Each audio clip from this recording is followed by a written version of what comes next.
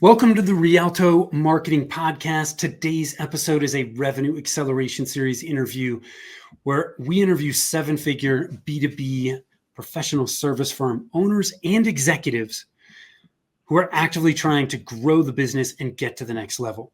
We talk about the good, the bad, and the ugly so that you can learn from their experience.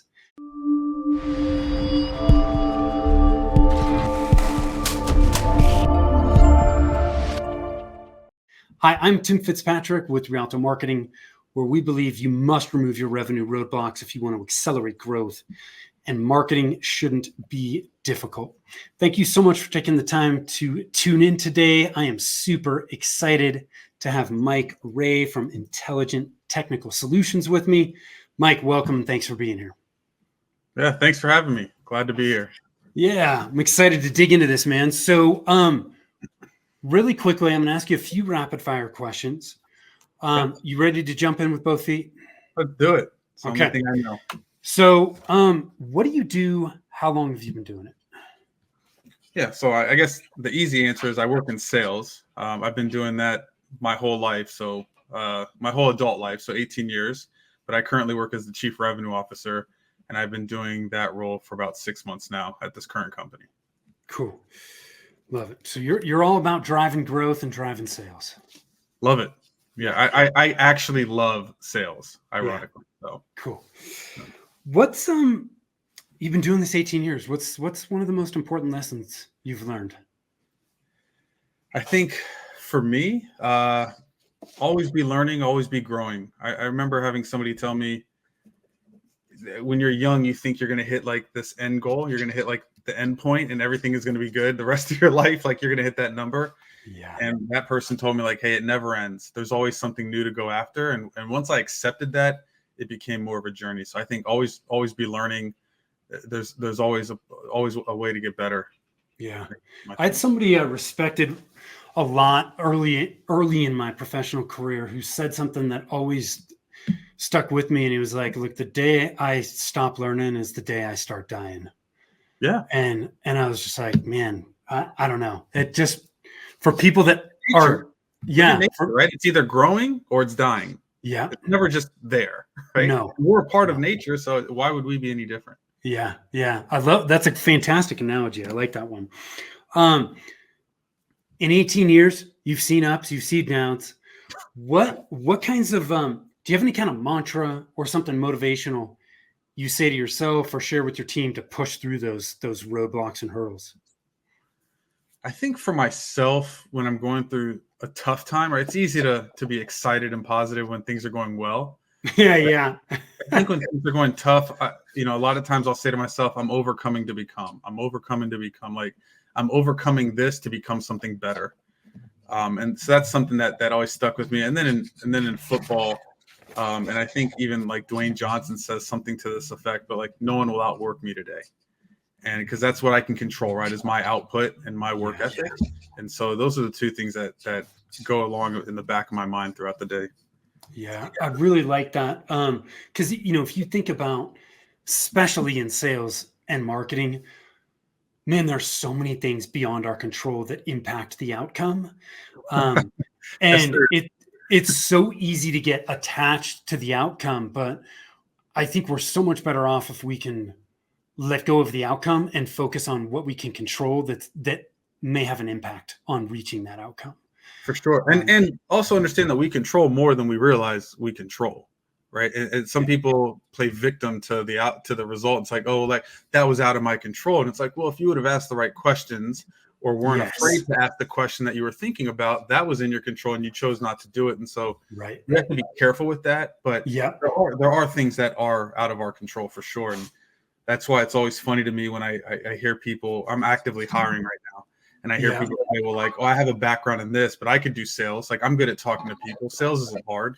You just got to go through rejection. Like, that's the least of the issues. When people say sales isn't hard, you just haven't sat through a real sales call, right? You sat through a transactional event, not a strategic event. And so, yeah. Well, and that's a great example there too of, talking about there are a lot of things within our control. It's easy to overlook those, right? But if we don't get the outcome we want, going back and looking at, okay, what could I have done better that may have helped me reach this outcome, right? And focusing on those things, right? Because And we can list some of them out, right? You're yeah, prepping. Did you prep before the meeting? Did you bring in the right resource for the meeting? Did you ask the right questions? What was your expectation? Did you expect them to move forward with you, or did you expect them to go with somebody else at the last minute? Did you expect them to say, I want a discount? Did you address pricing at the right time? Did you talk about the things the client cares about, or did you talk about the things you think they cared about? Like, there's so many things that you control that we often overlook, you know? Yeah. I love it. So, Mike, the last company you worked with, was Antiva. Yeah. Correct. Yeah. And while you were there, they 10x'd in 5 years. That's a lot in a short period of time. Well, that's not all because of me. Like, let's not. I get it. I get it because of me, but yeah, I get it. But being along for that type of ride, is pretty significant. I don't care like how small the company was when they started.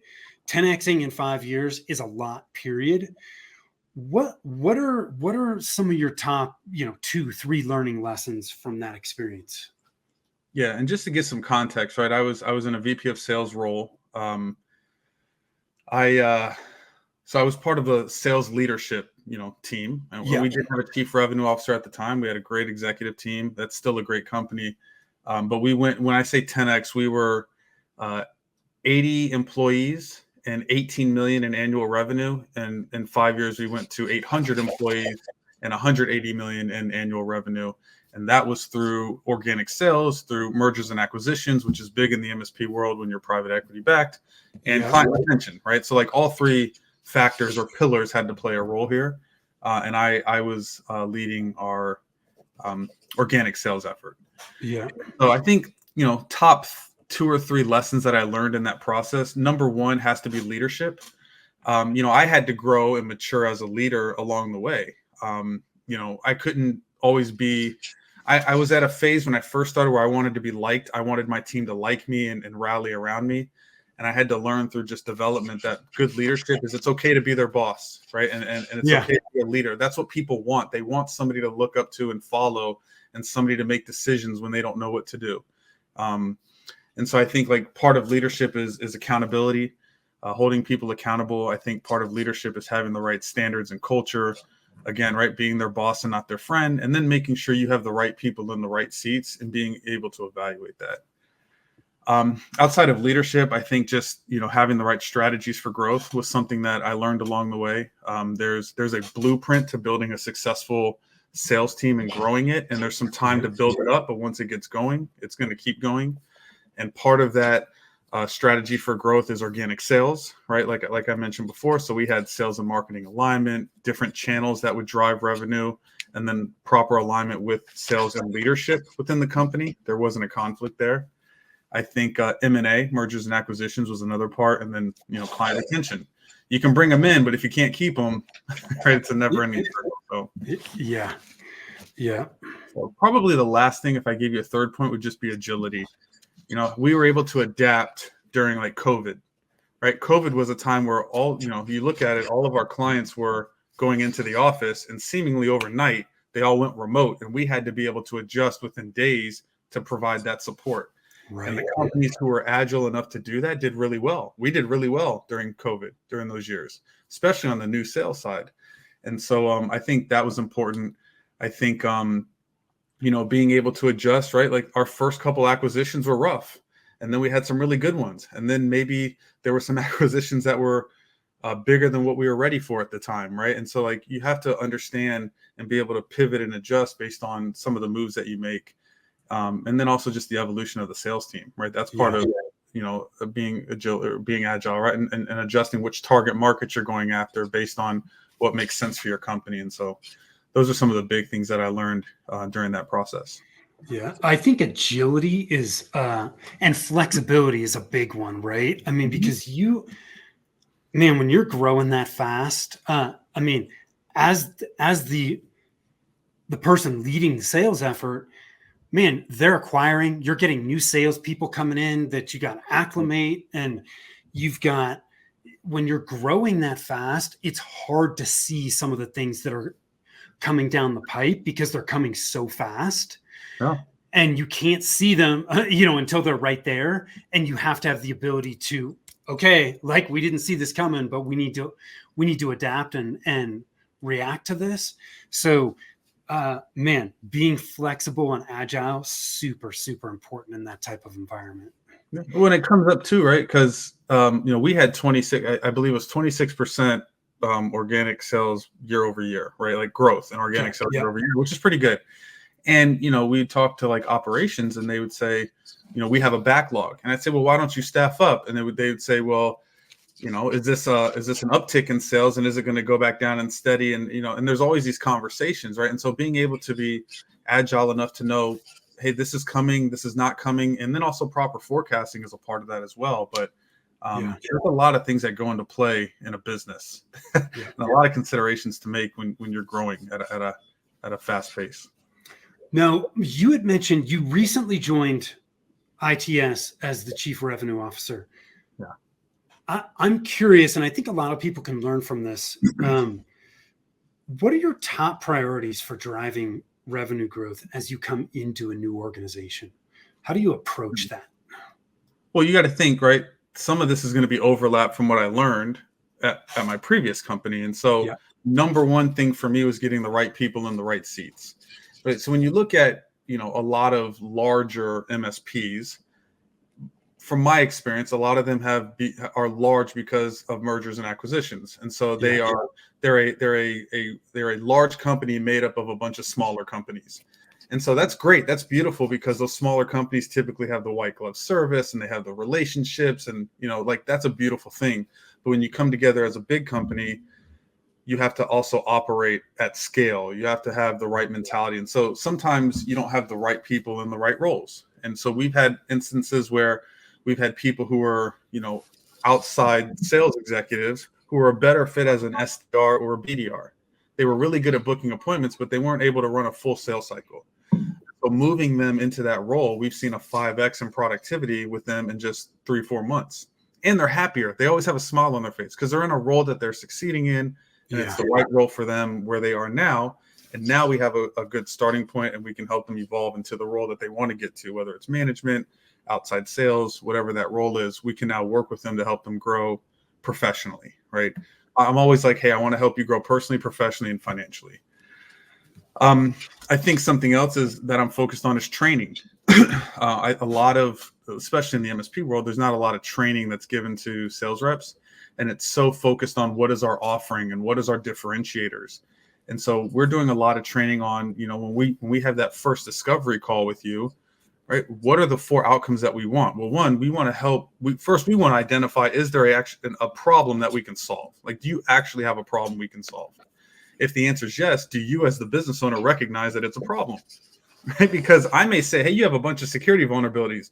And you may say, yeah, okay, if we get hit with ransomware, we'll just go to pen and paper. I don't really care. Well, then you have a problem that I can solve, but you don't see it as a problem. So exactly. We really work together here, right? Then, we're looking at, okay, so you have a problem you can solve. You recognize it's a problem. Are you committed to solving it? Right? You recognize it's a problem. Is there a commitment to solving that, or is staying with your current provider still an option, right? Where that problem is not being solved. So, and then the last thing we look at is like, what is your timeline to solving that problem, right? Because if the timeline has no sense of urgency, then we don't need to have a sense of urgency on our end until it gets to a point where you're ready to start to make some decisions. And so training salespeople on what is the outcome that you're trying to get out of every meeting, I think is important. Helping the sales reps understand, like, what does the buyer care about? What do they care about? Not what I care about. Like, I may do the proposal review and really want to talk about these really cool features or differentiators that I think we have. But if they don't care about that, it's irrelevant. Yeah. Right? They want to know, what solution do you have to the problems that I listed out? And then I think part of training is just call reviews. We do a lot of, like, film session in sports, do a lot of call reviews. So we can say, hey, if you could do this over, what did you learn so you don't repeat it? Teaching them not to rush discovery and get too quick into pitching our solution, right? Continue to ask the right questions. And I think just enough training and recurring training is something that's really important. Are you guys doing that training in-house, or in some cases, are you bringing in outside support to do that? Both. Yeah, both. So we have outside trainers who can give us an objective view of what we're doing. Yeah. But what happens is you can also run into overtraining. So you get all this training and then reps are so focused on the training that they're not flowing really well. Mm-hmm. And so what they're I've done robotic. Exactly. And they're more worried about what the trainer is going to say than what the client needs, right? Because they're like, am I doing this the right way? And so the training is less about what to do and more about how to think. If I understand how to think, then I know the end result that I'm trying to get to. And it doesn't matter what I say per se. It's more of like, I have different ways of asking the same question to get to the same end result. And that's where my personality, my strengths, things like that come in. And so then in-house, we'll do some training just to kind of bring it all together and practically apply it to what we do on a day-to-day basis. There's a couple things I want to pull out here because this is freaking great. So you just said one of the big things with training is teaching your salespeople how to think. Okay. And what comes to my mind with that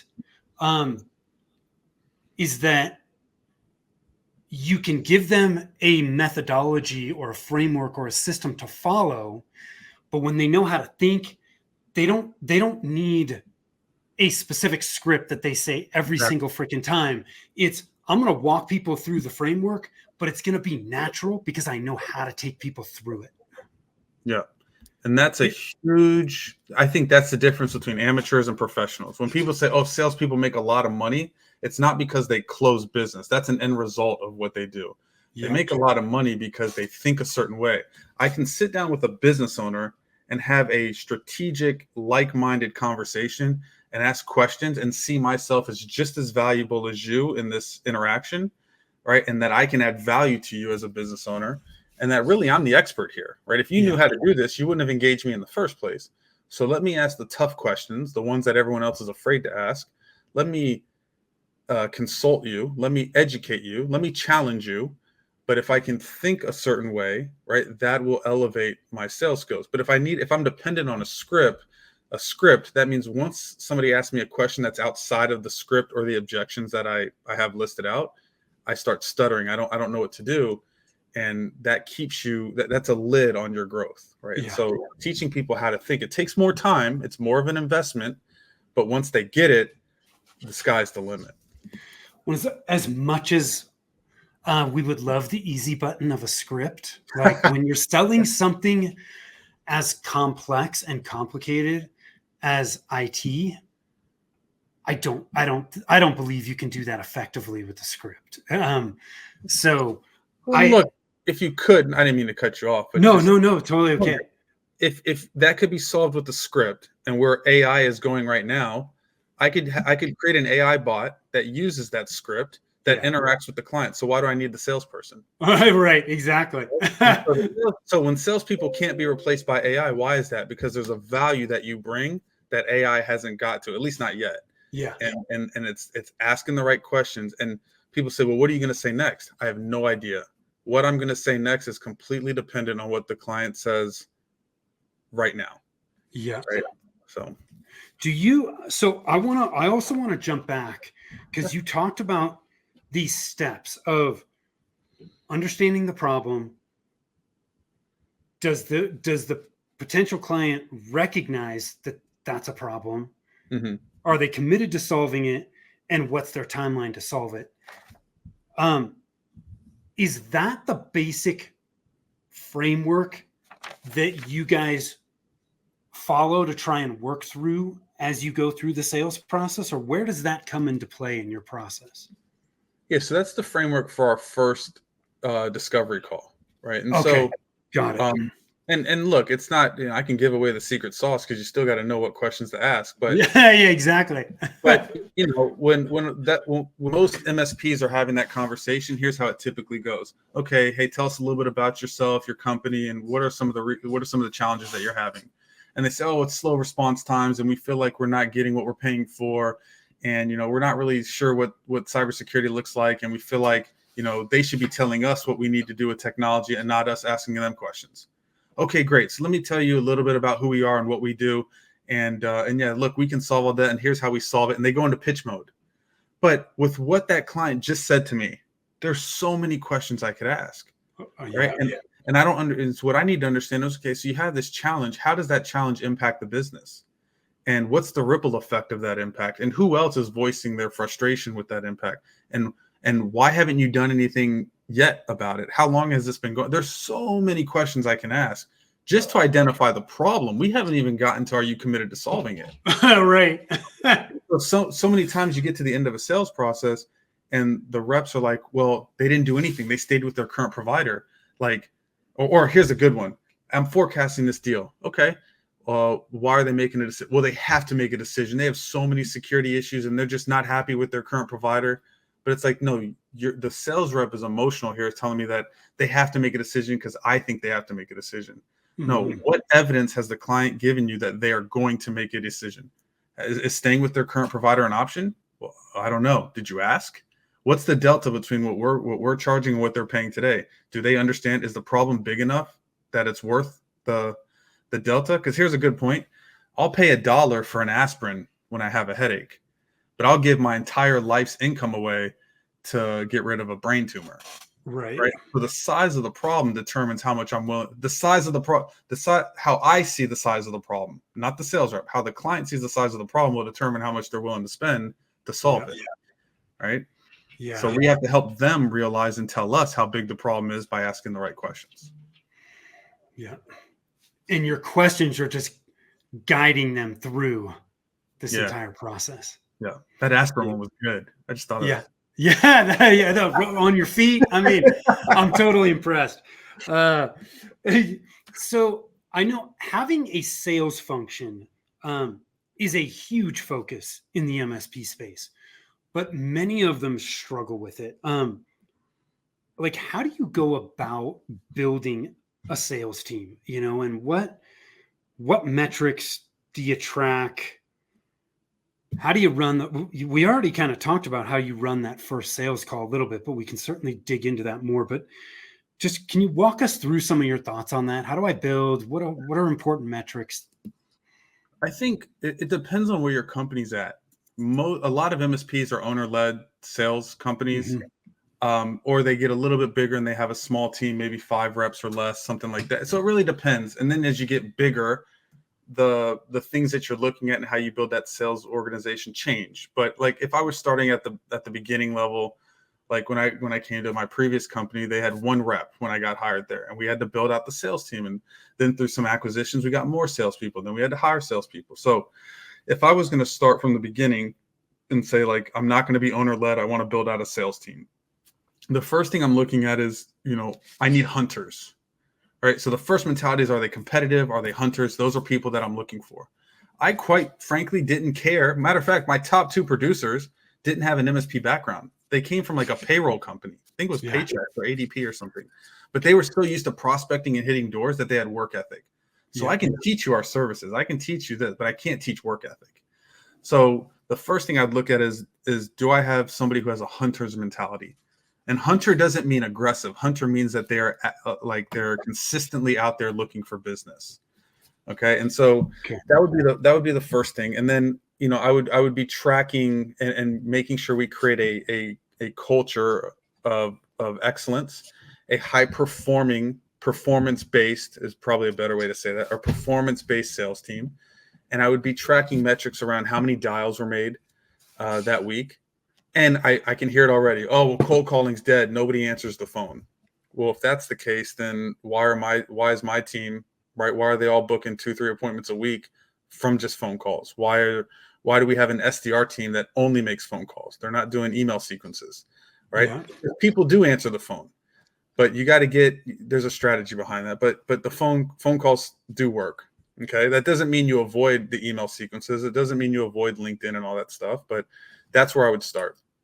And we break it down into lists. We have a list of people that we've talked to in the past who know who we are, but just it wasn't the right time, and we prospect them.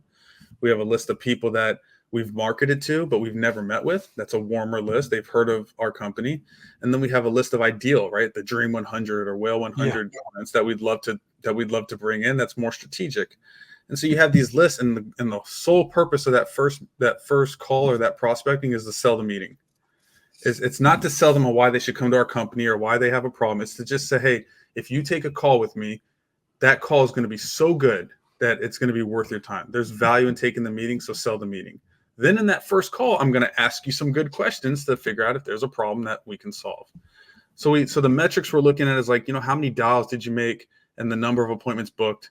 How many referral partner conversations did you have? Because the best lead is a warm referral, right? And how many appointments did you book from that? We're looking at how much MRR did you close? What's the conversion ratio from one deal stage to the next? Because that will, if there's a huge drop off, that's where we need to focus our training. What's your close rate? Like, we know right now that 60% of clients stay with their current provider and 37 of them, for us, close, which means we only lose to a competitor 3% of the time. So when people say, who's your biggest competitor? I don't really care, because I don't lose to my competitor. I lose to them not doing anything. Right. Right. And so we're looking at closing ratios. We're measuring proper forecasting. So instead of you telling me why this deal is going to close because they got to make a change, I'm going to ask the real questions to figure out if we can forecast this or if it's just a goal. And then we also track, like, how clean is your CRM data, because you can only be speed to market. You need good data. So that's how I would start. Yeah. And then as we start to grow and we start to have more opportunities, then I would look at how do we align sales and marketing, and where's marketing bringing in that revenue. And then as we get a little bigger, we start looking at the channel. There's some TSDs out there who do nothing but prospect the same type of companies we do. How do we partner with them to increase the lead flow? But having a ton of leads means nothing if your sales team doesn't know how to convert them into closed deals. Yeah. One of the things you touched on, you're working multiple lists. But it sounds like your salespeople, one of the lists that they are working, or one of their focus areas, is building referral partner relationships. Did I hear that right? Absolutely. Yeah. Okay. Yeah. So cool. Some industries call them COIs, right? Centers of influence. Yeah. You can call them referral partners, but there's a long list of industries who prospect the same clients we do. They just offer a different service. So our services complement each other, and they're great people to work with, right? Especially if that company vets us and they say, hey, you guys really have a good offering, right? All these referral partners we talk to, they say, you guys are different. Like, you have a good offering. Like, yeah, just not enough people know who we are. And so if you can introduce us, your endorsement goes a long way. Yeah. Right. So it's a beautiful thing. And that warm handoff, typically it's an immediate need. And we already have a reference, right? The person who referred us. So it's a smoother sales process. Yeah. So, Mike, you just touched on this. I want to dig a little bit deeper in this. Alignment between sales and marketing. I believe, and I know you believe the same thing, that they must be aligned. A lot of organizations, they are like, two brothers that don't freaking get along and don't talk to each other, which makes no sense to me. Tell me a little bit, what are the benefits you see with sales and marketing being in alignment? Well, if you don't mind, let's take a step back, right? Sure. Because it goes back to the mindset and the perception of marketing, especially in the technology world. So a lot of MSPs specifically don't believe in investing in marketing. Marketing is under budgeted, understaffed, and they want it to do everything. They want marketing to have a fantastic website. They want tons of content. They want SEO to kick butt, right? They want a lot of lead generation. They want internal communication to the employees. They want client-facing communication. If something goes wrong, they want immediate emergency communication. But we're only going to give you X number of dollars, and we're going to give you 2 people, right? as we acquire another company and as we double in size, well, you can automate your messaging, so we don't need to give you another person. And they have no concept of what's involved in marketing. Yeah. And then they don't believe that it's worth investing in it. So principally, if I have the right salespeople in the right seats, right, that's number one. So I want to hire the right people.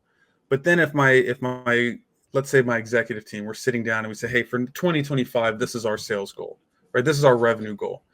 And so we want to increase quotas. And how many salespeople do we need? And Mike, we need to increase by 3 or 4 salespeople, right? Ask good questions. Well, why are we increasing by 3 or 4 salespeople? Well, because they're going to have a quota of this, and that helps us hit our number. Okay, that's a strategy. What's the salary for those people? It's going to be X number of dollars. Okay. And is our current sales team at max capacity? No. So why don't we give the salaries that we're budgeting for? Why don't we just give it to marketing and let them use it for lead generation? Now we have more deals coming in. We already have a trained sales team who's not at full capacity yet. Yeah. And let's just load them with more opportunities to do what they're doing, right? Because a trained sales team is a better experience for the client as well. It's not manipulative in any way. It's asking good questions to see, do you actually have a problem we can solve? And are we the right fit to help you solve it? Right? It's asking good questions. And so in principle, like if we want to increase revenue, the first thing I'm thinking is give more money to marketing before I hire more salespeople. My ego doesn't say that I need 1,000 people reporting to me. My ego says I'd rather be lean and mean and have my team succeeding, right, and winning and our company growing. And so I just take a back step there to say that's my viewpoint on it. And a lot of people don't share that, but results tell the story. And the companies who market well, it's almost like having a whole nother sales team out there warming up people for you. So to answer your direct question, right, the benefits of sales and marketing alignment, at least the way I see it, first thing is consistent messaging to prospects. Right, what the messaging that is going out from the marketing team should be consistent with what our sales team is talking about in terms of what we offer, who we are, same type of messaging. It shouldn't be different. There's no overlap in prospecting efforts. There's not this marketing effort or campaign going out to this certain industry, and then our sales team is coming on top and having a total again consistent messaging, a different message targeting the same person, and now they're getting 15 emails from us a month, and they go on the unsubscribe list because they're overhearing from us. Yeah. So there's a strategy and there's clear lines of delineation, right, of who's going after what. I think when there's sales and marketing alignment, it also generates more warm leads. So when sales does reach out to them, oh, I've heard of you guys before, or I've seen something. I don't know where I know you from, but I've heard of you.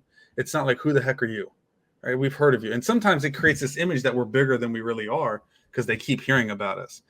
And then I think that when you look at the buyer's journey, everyone plays a role instead of everyone not knowing what their role is and trying to do everything, right? You understand that marketing is going to do this. And when it gets to this point, sales will be a part of that. And then when it gets to that point, account management and operations will be a part of it.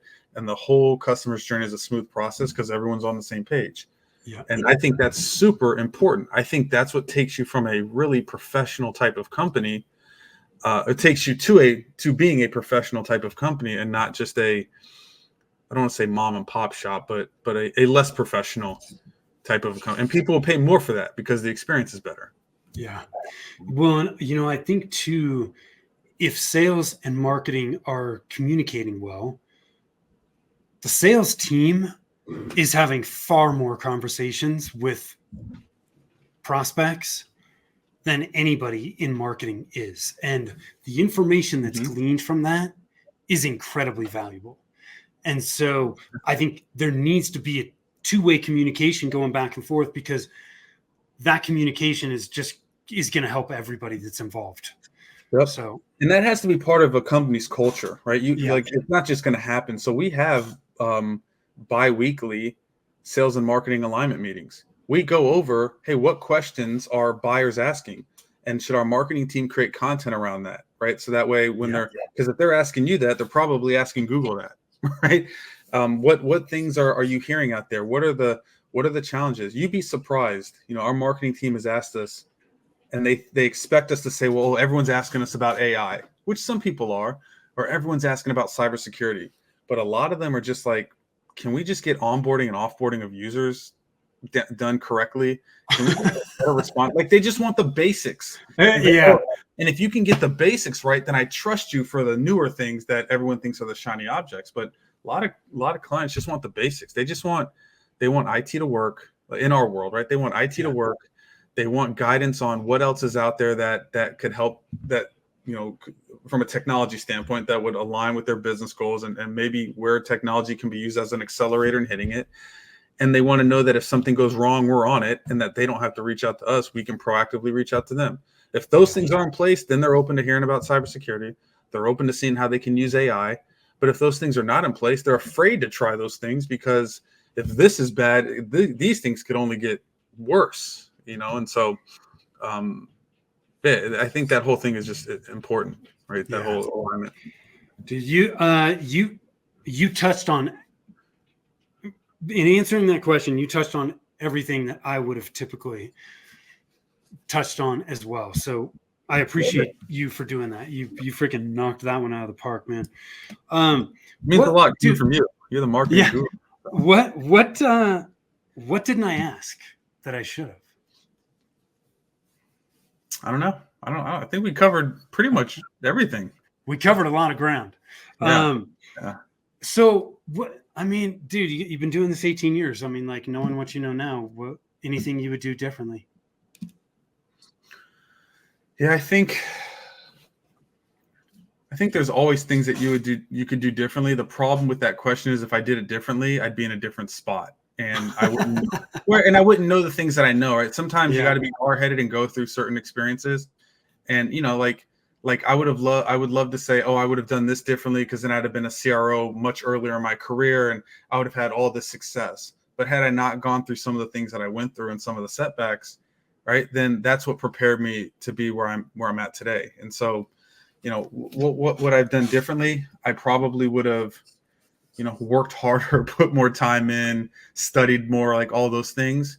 But the reason I value those things today is because I went through lessons, right? The unique thing about school and life, they teach you the lesson and then you take the test.